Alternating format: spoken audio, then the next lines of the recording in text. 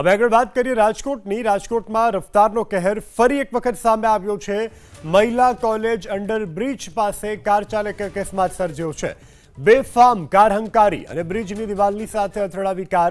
સદનસીબે આ અકસ્માતની ઘટનામાં કોઈ જાનહાનિ નથી થઈ।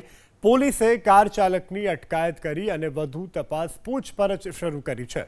રાજકોટના અકસ્માતના દૃશ્યો આપ જોઈ રહ્યા છો કે જ્યાં ફરી એક વખત રફતારનો કહેર સામે આવ્યો છે। મહિલા કોલેજ અંડરબ્રિજ પાસે અકસ્માત સર્જાયો છે। હવે આગળ વાત કરીએ રાજકોટની। રાજકોટમાં રફતારનો કહેર ફરી એક વખત સામે આવ્યો છે। મહિલા કોલેજ અંડરબ્રિજ પાસે કાર ચાલકે અકસ્માત સર્જ્યો છે। બેફામ કાર હંકારી અને બ્રિજની દિવાલની સાથે અથડાવી કાર।